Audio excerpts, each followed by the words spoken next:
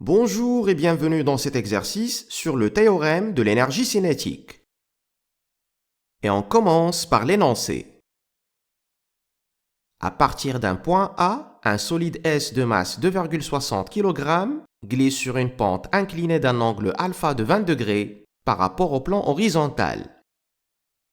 Le solide est soumis à son poids P, à la réaction normale de la pente Rn et à la force de frottement F de valeur 6,40 N. Sa vitesse au point A est nulle.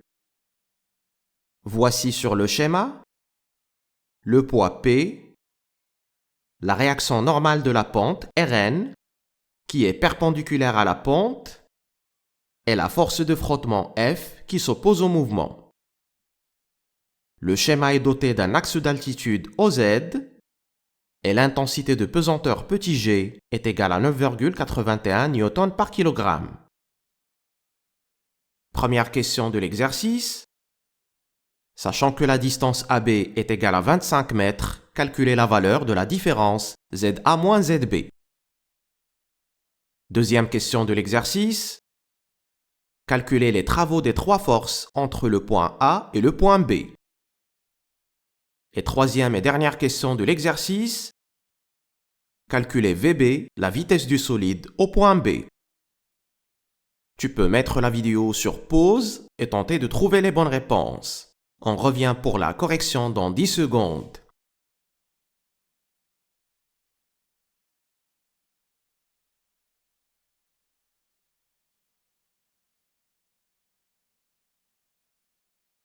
C'est parti donc avec la correction de l'exercice et on démarre avec la première question.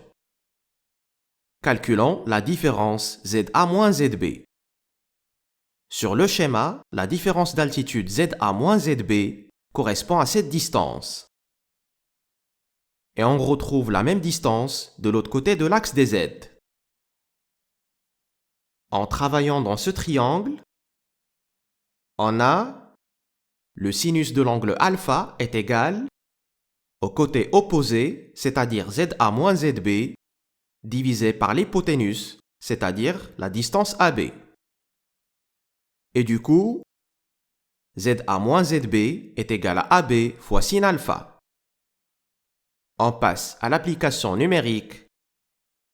ZA moins ZB est égal à 25 fois sin de 20 degrés, ce qui donne 8,55 mètres.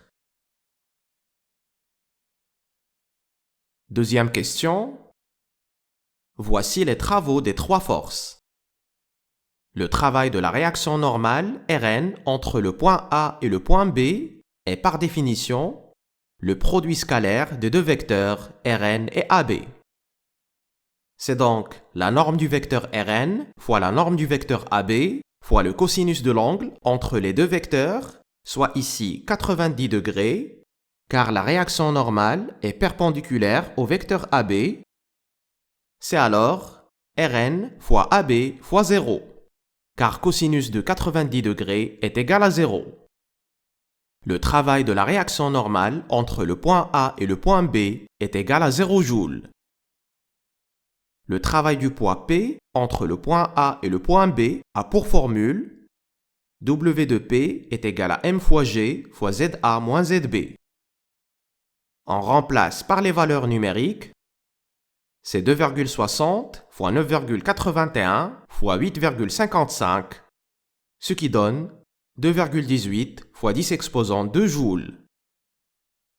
Finalement, le travail de la force de frottement est égal au produit scalaire F fois AB. C'est donc la norme de F fois AB fois cosinus de 180 degrés, car le vecteur F est parallèle au vecteur AB, mais orienté dans le sens opposé. Le travail de F est égal à donc 6,40 fois 25 fois moins 1, ce qui donne moins 1,60 fois 10 exposant 2 joules. Troisième question. D'après le théorème de l'énergie cinétique entre le point A et le point B, la variation de l'énergie cinétique entre le point A et le point B, delta EC, est égale à la somme des travaux de toutes les forces entre le point A et le point B. On a donc ECB moins ECA est égal au travail de Rn plus le travail de P plus le travail de F. La vitesse au point A est nulle, et donc ECA est nul, et le travail de Rn est égal à 0 joules. L'équation devient ECB est égal au travail de P plus le travail de F. Du coup, 1/2 fois m fois Vb au carré est égal à W de P plus W de F. Et par conséquent, la vitesse Vb correspond à la racine carrée de W de P plus W de F divisé par 1/2 m. On passe à l'application numérique. La vitesse Vb est égale à la racine carrée de 2,18 fois 10 exposant 2 moins 1,60 fois 10 exposant 2 divisé par 0,5 fois 2,60. La vitesse Vb est égale à 6,68 mètres par seconde. Voilà, j'espère que la correction était suffisamment détaillée et bien claire. Merci de ton attention et on se retrouve dans une autre vidéo.